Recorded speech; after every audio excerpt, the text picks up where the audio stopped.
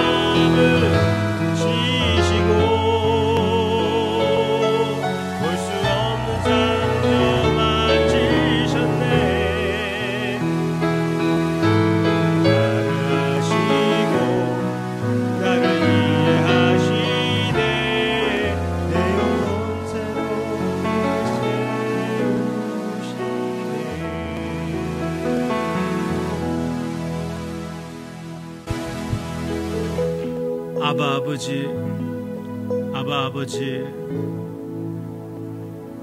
여전히 주님 앞에서 더러움이 가득 차 있고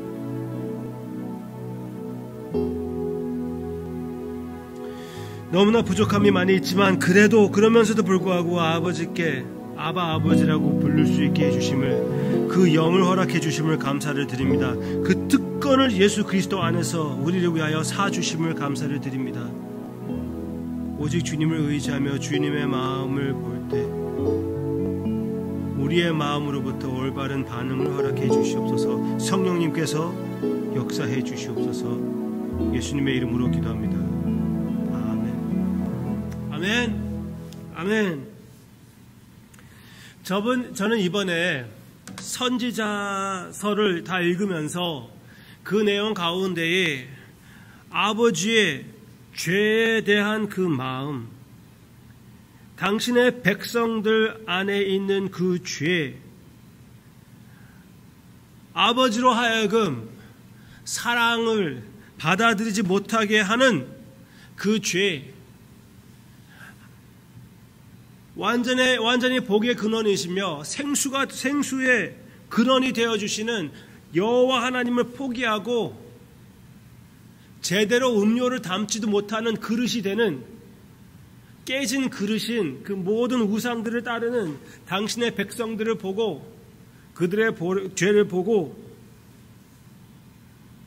아버지의 마음이 깨지는 모습을 새롭게 느끼게 되었습니다. 제가 그것을 몰랐던 것은 아니지만 새롭게 느끼게 되었다고 말씀드리고 싶어요. 특히 제가 예전부터 아주 좋아했던 구절 중에 하나가 하나님의 마음을 너무나 잘 표현하는 그 내용이 호세아서 11장에 나오고 있습니다. 호세아 11장에서, 오늘 말씀은 아닙니다. 오늘은 스가랴인데요. 호세아 11장에서 하나님이 하나님의 백성을 향하여 그들의 죄를 보시며 이렇게 마음이 찢어진다고 말씀해 주시고 있습니다. 여기에서 나온 에브라임은 이스라엘입니다. 이스라엘의 지파, 에브라임이여 내가 어찌 너를 놓겠느냐, 이스라엘이여 어찌 내가 너를 버리겠느냐, 내가 어찌 멸망하는 소돔과 고모라 같은 그 도시와 같이 가만 놔두겠느냐, 멸망하게 놔두겠느냐.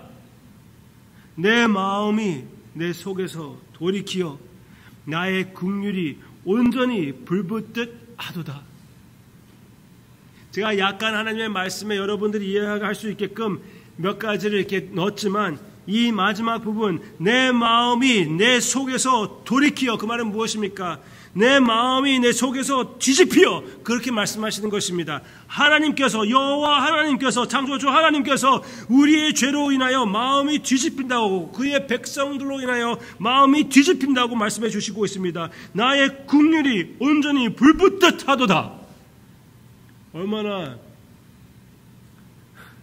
애타는 표현을 하나님께서, 얼마나 마음이 괴로웠으면 이렇게 말씀하십니까? 내가 나의 맹렬한 진노를 나타내지 아니하며 내가 다시는 에브라임을 멸하지 아니하리니 이는 내가 하나님이요 사람이 아님이라.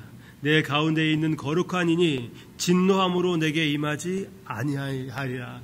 하나님의 결심은 너희들은 여전히 악독하고 나를 버리고 있지만 나는 절대로 너를 포기하지 못하겠다. 아무리 너희가 나를 사랑하지 않는다고 해도 나는 끝까지 이 사랑을 지키리라. 이렇게 신실하신 남편의 마음으로 하나님이 계속 이스라엘을 대하는, 마음이 찢어지고 뒤집히면서도 불구하고 끝까지 이스라엘을 지키시는 아바 아버지의 마음. 여기에서는 내가 진노로 다가지 않고 다시는 그들을, 그 진노를 나타내지 않겠다고 말씀하셨지만 이전에는 훈계로서 이스라엘 백성들을 쳤습니다. 그 치는 내용이 나오고 있습니다. 선지자들을 그렇게 얘기합니다. 그렇지만 거기에서 계속 나오는, 반복되는 그 주제는 무엇입니까? 내가 너희들을 쳤는데 너희들은 회개하지 않았다. 쳐도 회개하지 않았다. 항상 회개가 목표였다는 것이에요. 사랑이 목표였다는 것입니다. 다시 돌아오기를 바라는 하나님의 마음이었다는 것이에요. 스가랴에서는 하나님께서 그 백성들이 하지 못하는 것을 해 주신다고 얘기해 주고 있습니다. 이제 오늘 본문 스가랴 12장 10절.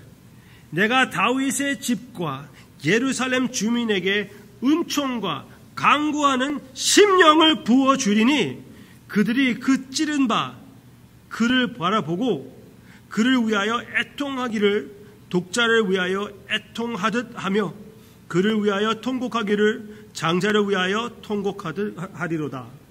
아멘. 아멘. 하나님께서 그 날을 바라보시는데 그 날에는 이들이 하나님의 영으로서 찌른 여호와 하나님을 보고 애통하고 회개하게 된다고 얘기해주고 있습니다. 하나님의 마음을 지금까지 이스라엘 백성들이 찔렀거든요. 찢었거든요. 뒤집혀 버렸거든요. 방금 읽었다시피. 그것을 보고 이스라엘 백성들이 진짜 나를 사랑하시는 여호와 하나님의 마음을 내가 이렇게 대했구나. 그러면서 애통하며 회개하는, 그 회개를 통하여 회복을 허락하시는 하나님의 역사가 그들에게 있을 것이라고 분명히 얘기해 주고 있습니다. 주님께서 부흥을 허락해 주신다고 얘기해 주고 있습니다. 그 부흥은 그들의 회개를 통하여 나타난다는 것. 그리고 그 부흥은 하나님께서 해 주신다는 것. 어떻게 하신다고 그랬죠? 나의 심령을 부어 주리니. 하나님께서 하나님의 영을 부어 주셨을 때 회개하는 마음이 생기고 회복이 가능하게 되는 것입니다. 처음부터 끝까지 하나님의 은혜라는 것이죠. 그게 첫째고, 둘째, 이미 말씀드렸지만 회개를 통하여 회복이 있다는 것입니다. 회개를 통하여 부흥이 시작이 된다는 것입니다. 사회적으로 볼 때든지 개인적으로 볼 때든지 회개를 통하여 회복이 있는 것이고 부흥이 있는 것이라고 여러분 믿으시기를 바랍니다. 분명히 그렇습니다. 역사적으로 봐도 그렇고 성경적으로 봐도 그렇습니다. 회개가 있어야지만 회개를 통하여서 진정된 하나님과 회복, 그리고 우리의 삶에 부흥이 있게 된다는 것. 우리 기억합시다. 그리고 이 회개의 은혜를 마음껏 사용합시다. 주님께서 우리에게 이 영을 이미 허락해 주셨습니다. 우리의 마음에 그 영이 거하고 계십니다.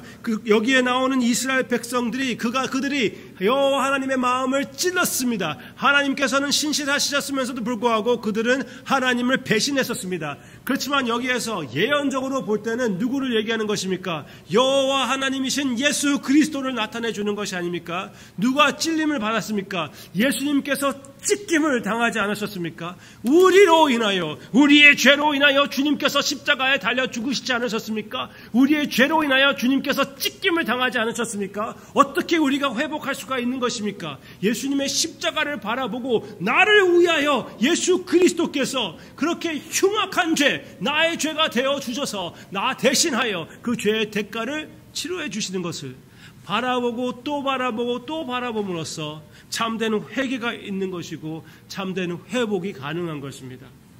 마음껏 사용하시기를 바랍니다. 연말에서 모든 나의 삶에 쓸데없는 깨진 그릇을, 모든 우상을 버려버리고 내 자신에 대한 그 주장들을 다 버려버리고 나의 편리를 고집했던 것을 다 내려놓고 오직 주님 앞에 주님만 의지하고 주님께만 매달리는 우리의 삶이 되기를 바랍니다. 성령님께서 그런 회개와 회복을 허락해 주실 것이라고 분명히 믿습니다. 생명의 근원이시며 생수가 되어주시는 우리 주님을 의지할 때 우리도 그러면은 생수가 되는 것입니다. 13장 1절 또 그날이 나옵니다. 그날에 죄와 더러움을 씻을 셈이 다윗의 족속과 예루살렘 주민을 위하여 열리리라. 아멘. 우리를 위하여 찢김을 당하신 그날, 그 십자가의 날에 이렇게 생수가 열렸습니다. 우리는 오늘 마음껏 이 생수를 마시며 우리도 회개의 은혜를 통하여 회복의 은혜를 체험하고 생수의 근원이 되는, 생수의 통로가 되는, 통로가 더 정확한 표현이겠죠. 생수의 근원이신 주님께 계속 나아가 생수의 통로가 되는 우리의 삶과 또 우리의 교회의 모습이 될 것이라고 확실히 믿습니다. 아멘. 찬양합시다.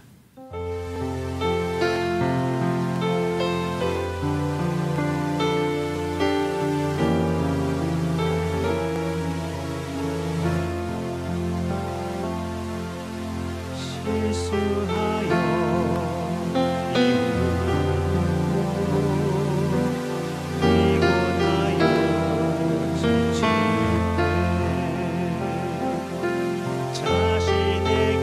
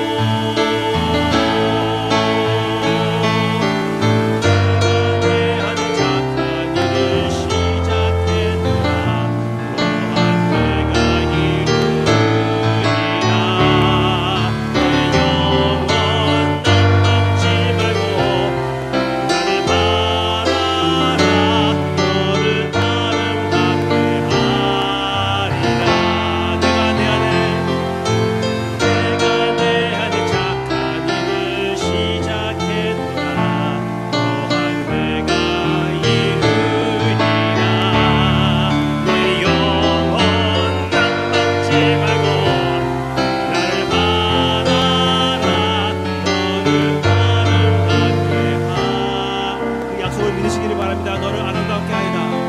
너를 아름답게 하리라.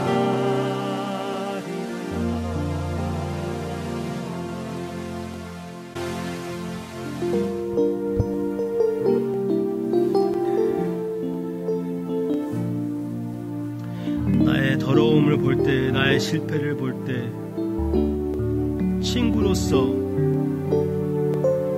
부모로서, 목사로서 실패하고 내 자신에 대해서 실망할 때 이 약속을 믿기 어려워집니다. 그러나 오히려 그럴 때 십자가를 한 번 더 바라볼 기회를 주님께서 만들어 주셨다는 것을 기억하고 열심히 나를 위하여 찢김을 당하신 주님을 보며 주님의 완전함을 다시 입고 다시 일어나 통곡의 눈물로써 주님의 회복의 기쁨으로 들어가는 우리 모두가 되게 해 주시옵소서. 감사드리며 예수님의 이름으로 기도합니다.